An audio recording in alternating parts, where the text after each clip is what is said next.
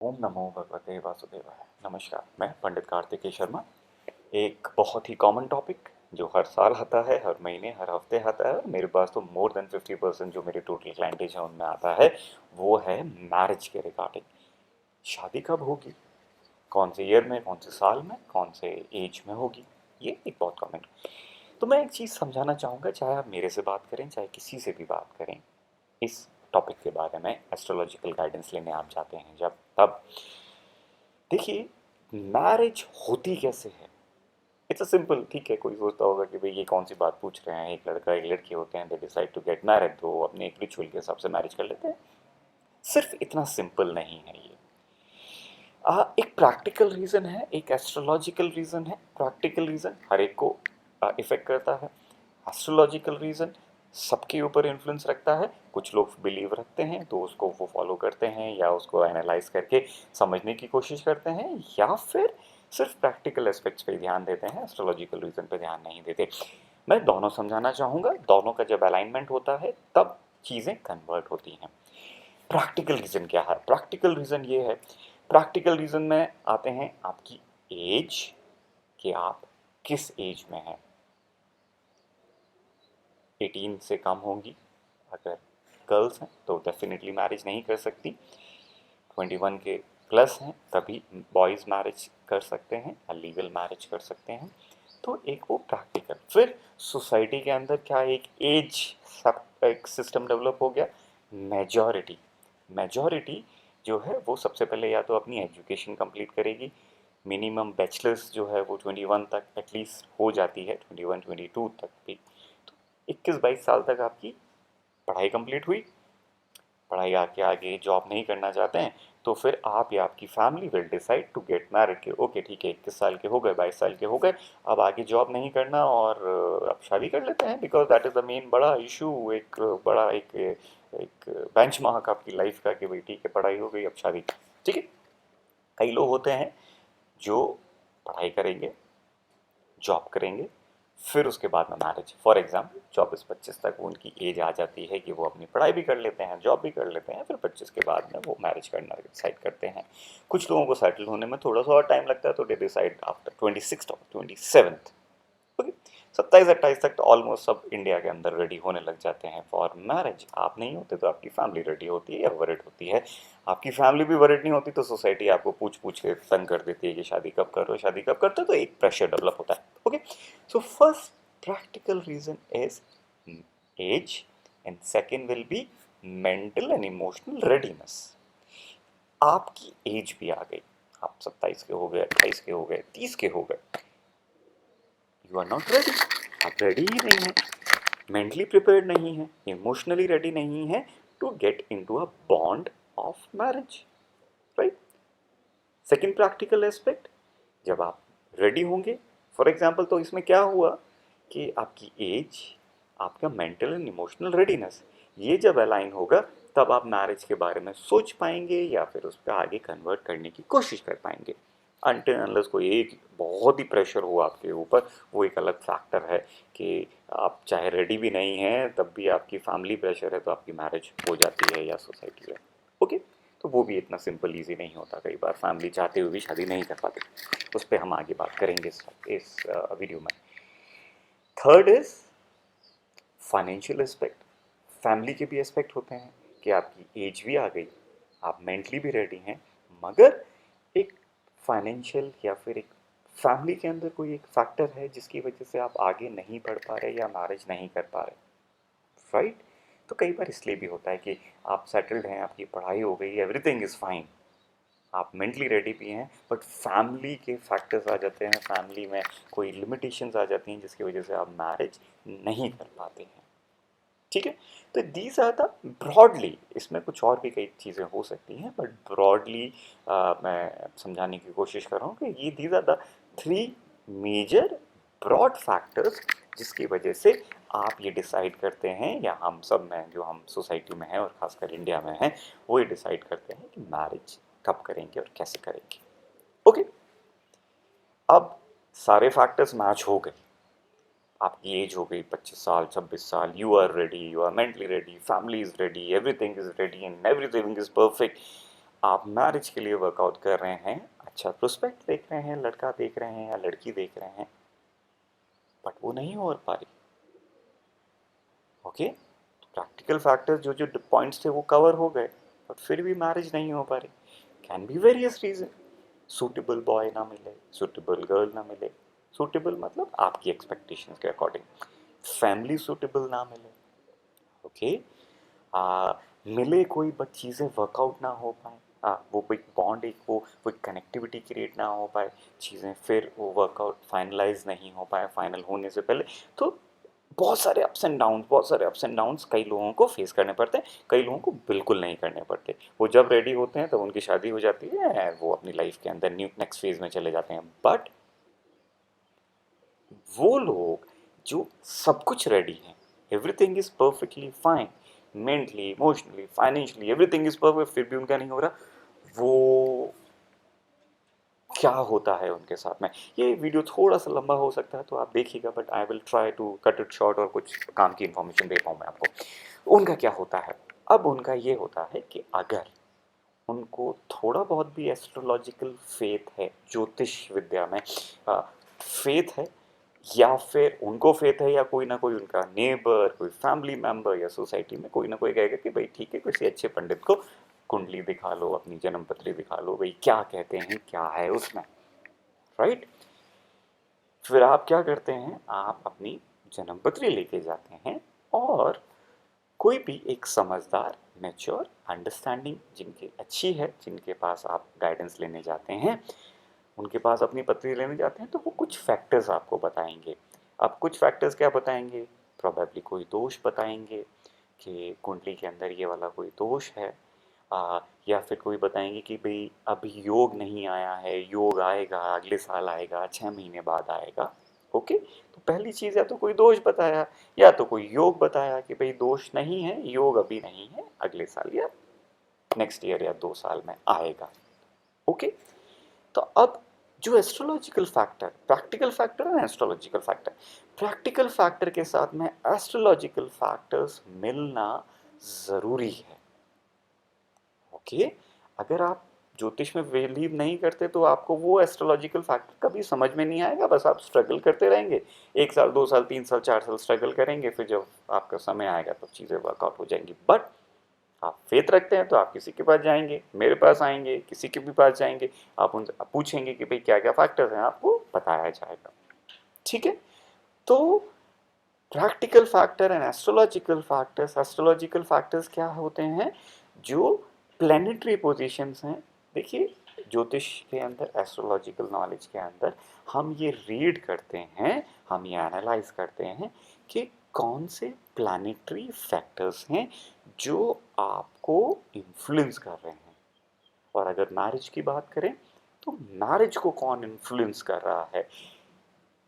कोई मेलेफिक मतलब जो बहुत पॉजिटिव रिजल्ट नहीं दे पाते हैं, चाहे वो प्लैनेट हो या फिर कोई वीक प्लैनेट हो। वीक प्लैनेट से मतलब ये होगा कि एक तरह से ये समझ लें कि किसी प्लैनेट के ऊपर आपकी जिम्मेदारी है मैरिज कराने की, तो वो अगर वीक होगा तो वो क्या करेगा, स्लो प्रोग्रेस कराएगा या लूज बॉन्डिंग कराएगा, वो रिजल्ट उतने सेटिस्फैक्ट्री नहीं दे पाएगा। तो ये सारी चीज़ें एस्ट्रोलॉजिकल एनालिसिस में, ज्योतिष विद्या में करी जाती है और उसके हिसाब से गाइडेंस दी जाती है। ओके, तो मैरिज का होना, यकीन माने, मेरे 10 साल से ज़्यादा प्रोफेशनली डेडिकेटेड करियर के अंदर this topic is the most common topic.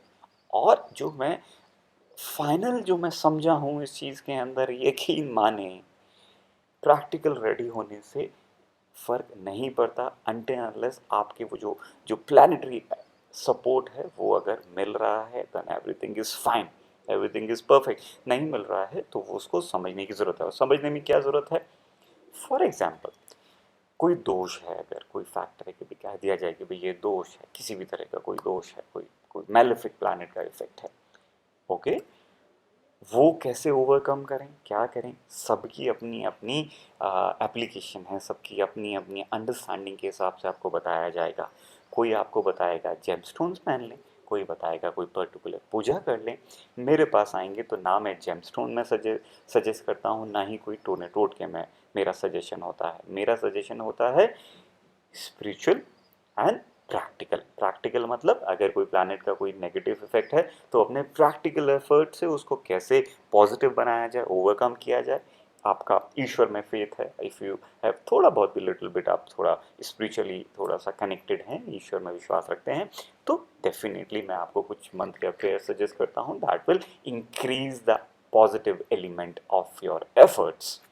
Okay, तो सबकी अपनी अपनी अंडरस्टैंडिंग के हिसाब से आपको सजेशन दिया जाएगा। मेरे पास में कई बहुत एक कॉमन सवाल आता है, कॉमन बात आती है, वो कहते हैं कि भाई मेरी शादी नहीं हो रही, इतने साल हो गए, मैंने बहुत सारे पंडितों को दिखाया और मैंने सारी पूजा कर ली, मैंने सारी पूजा कर ली, फिर भी चीज़ें नहीं हो रही हैं। तो उसमें क्या होता है, या तो वो पूजा पे ब्लेम करेंगे या फिर किसी पंडित पे ब्लेम करेंगे या ओवरऑल नॉलेज पे ब्लेम करेंगे। देखिए, सिर्फ और सिर्फ किसी एक को दोष को ओवरकम कराने के लिए कोई एक पूजा आपने करा ली और आप सोचें कि दुनिया बदल जाएगी और सब कुछ ठीक हो जाएगा, ऐसा नहीं होता। Puja is only a support to your effort. Okay, effort आप कर रहे हैं, आपने कोई पूजा कराई, उसका सपोर्ट आपको मिलेगा तो आपके एफर्ट पे मिलेगा और आप अपना काम कर पाएंगे। मेरे पास आएंगे तो मैं तो सिर्फ ये सजेस्ट करता हूँ कि आप खुद कोई प्रेयर करें, खुद कोई मंत्र उच्चारण, वो भी आपके लिए सूटेबल अगर मैं कुछ सजेस्ट करता हूँ तो वो आप खुद करें। किसी और से कराना will be a secondary thing. पहले आप करें फिर किसी और से कराने का सोचें, क्योंकि अगर जब तक आप अपने लिए कुछ नहीं करेंगे कोई आपके लिए कुछ नहीं कर सकता। ओके, तो मेरी अप्रोच थोड़ी सी डिफरेंट हो जाती है, बट मैं एक जनरलाइज चीज़ बता रहा हूँ जो मेरे पास में कॉमन बातें आती हैं, वो कि पूजा करा ली, मेरा काम नहीं हुआ। देखिए, राइट एफर्ट करना ज़रूरी है, कर्म नहीं करेंगे काम नहीं होगा, चाहे हज़ारों पूजा करवा लें आप। ओके, तो अब आप ये कहेंगे कि भाई मैंने तो पूजा भी कराई थी, हम तो एफर्ट भी कर रहे थे।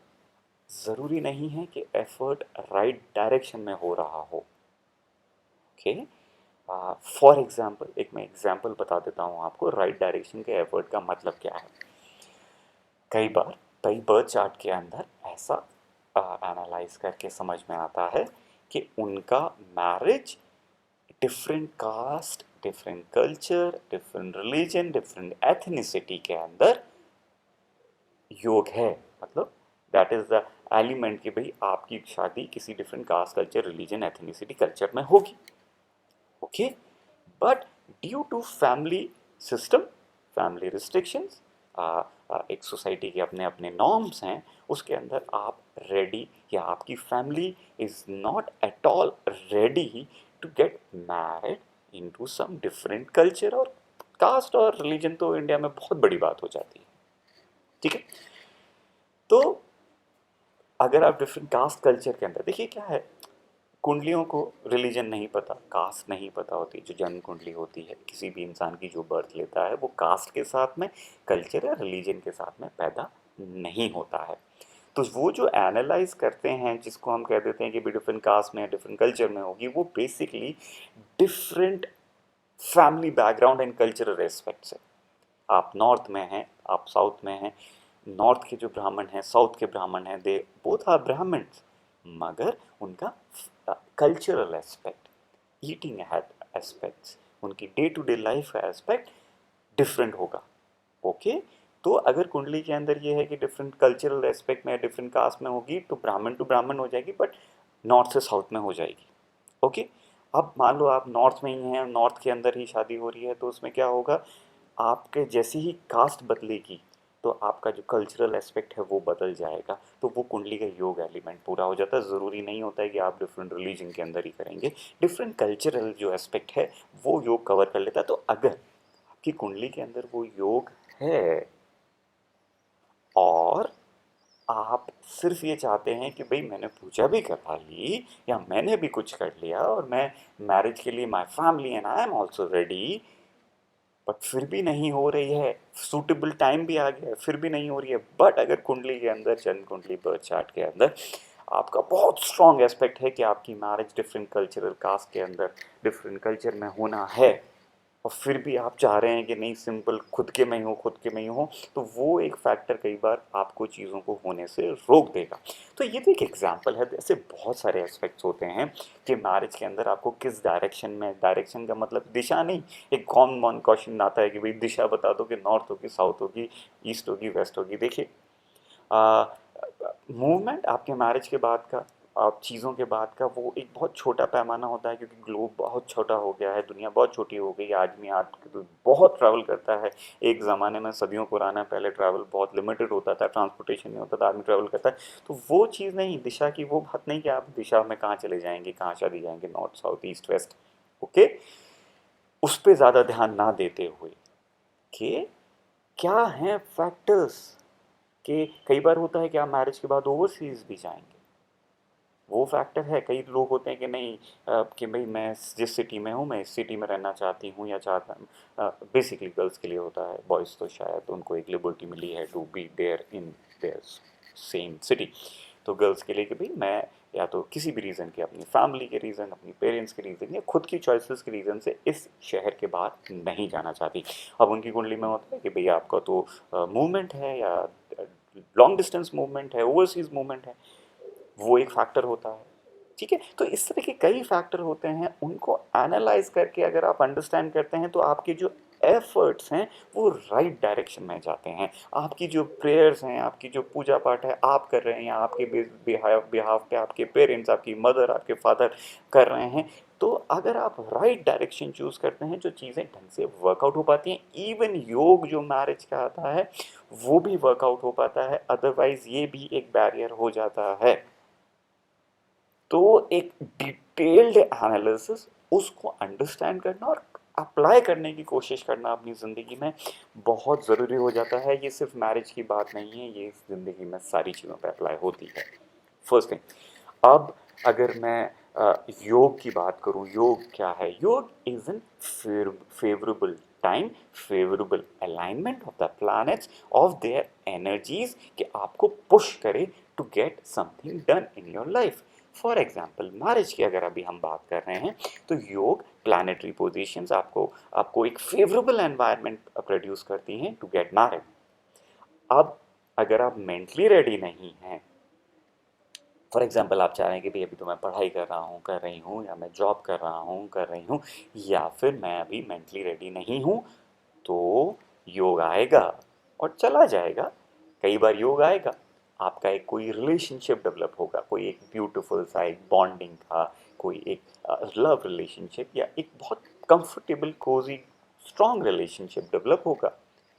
उस टाइम पीरियड में चलेगा 6 महीने, साल भर, 1.5 साल, और वो फिर ख़त्म होके आप अपनी लाइफ में आगे करेंगे। तो वो योग जो आएगा, जो मैरिज का आता है, वो रिलेशनशिप एंड सिंपल लैंग्वेज में कहें, अफेयर की बात कहें, ठीक है। अफेयर तो एक थोड़ा सा मुझे बहुत कंफर्टेबल वर्ड नहीं लगता, it's not a very positive thing. मैं कहूँगा एक ब्यूटीफुल लव रिलेशनशिप। एक ब्यूटीफुल लव रिलेशनशिप का योग आता है और वो ख़त्म हो जाता है। वो योग क्या था? वो बॉन्डिंग का योग था। देखिए, मैरिज जो है वो तो हमने सोसाइटी में क्रिएट करी है। आप अगर हिंदू हैं तो हिंदू रीति रिवाज से करेंगे, क्रिश्चियन हैं तो चर्च में करेंगे, दूसरे किसी रिलीजन में फोर फेथ रखते हैं तो आप अपने रिलीजन के हिसाब से मैरिज करेंगे। बट बर्थ चार्ट के अंदर एसोसिएशन एंड रिलेशनशिप होता है। एसोसिएशन रिलेशनशिप का योग होता है, भले आप शादी करें, लिव इन में रहें, या अफेयर करें, रिलेशनशिप लव लव ब्यूटीफुल एक लव रिलेशनशिप रखें, कुछ भी करें, वो योग आता है, वो अपना योग पूरा करेगा और चला जाएगा। कई बार मेरे पास में एक आता है, एक क्वेरी की कोई सवाल, एक दुविधा में लोग जो होते हैं वो आते हैं, वो कहते हैं कि फॉर एग्जांपल कि भाई आई एम 30, मेरी शादी नहीं हुई अभी तक, और सब कहते हैं कि कोई दोष नहीं है कुंडली में, सब कहते हैं कि भाई हो जानी चाहिए थी, 4 साल पहले हो जानी चाहिए थी, 3 साल पहले हो जानी चाहिए थी, बट अब तक नहीं हुई। तो अगर पॉजिटिव है कुंडली में, everything is positive, you are also perfectly fine, आप सब कुछ आपके पास में, यू आर, आप प्रेजेंटेबल हैं, अच्छा कमाते हैं, अच्छी फैमिलीज हैं, एवरीथिंग इज परफेक्ट, मतलब practically everything is perfect, astrologically everything is perfect, फिर भी चीज़ें वर्कआउट नहीं हुई। उसके दो रीज़न हो जाते हैं। मेजरली एक रीज़न आता है जो मैंने ज़्यादा कॉमनली देखा है, आप एक ब्यूटीफुल रिलेशनशिप में रहे हुए होते हैं कुछ साल, कई बार तो 5 साल 6 साल 7 साल तक, और वो ख़त्म हो जाता है, फिर आप सिंगल हो जाते हैं, देन यू से कि भी मेरी शादी नहीं हो रही। आप यकीन करिए, इस बात को आप समझिएगा कि आपका अगर एक बहुत स्ट्रॉन्ग बॉन्डिंग रिलेशनशिप है, एक लव रिलेशनशिप स्ट्रॉन्ग बॉन्ड का है, तो वो भी शादी का योग पूरा करता है।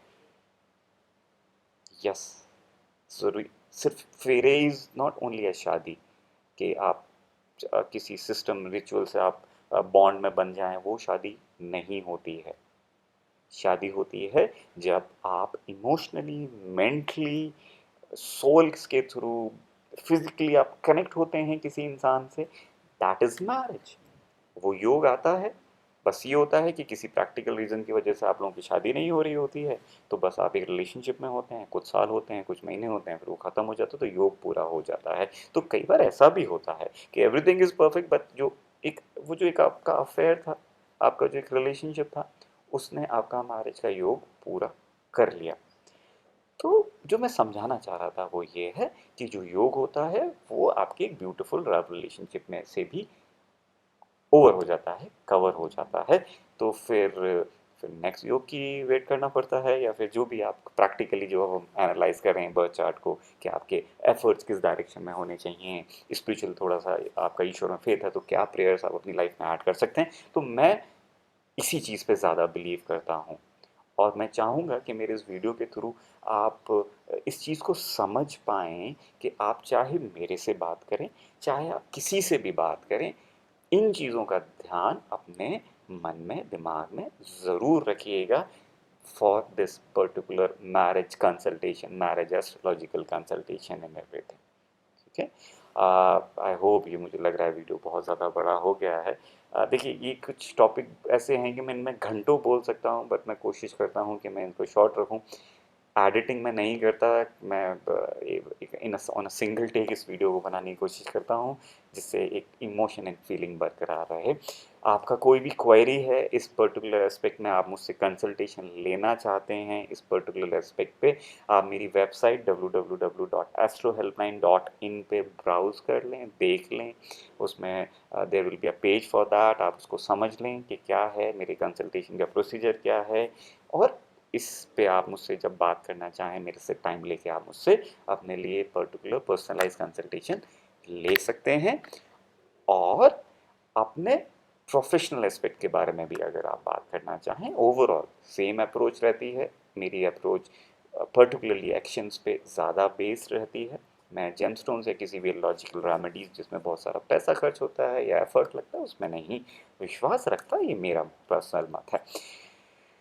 आई होप मैं अपनी बात पे क्लियर होऊंगा। थोड़ा सा वीडियो बड़ा है, मैं माफ़ी चाहूँगा, मगर आप अपना और अपनी चीज़ों में इन बातों का जब भी आप कंसल्टेशन लेने जाएं, का ध्यान रखें। नमस्कार।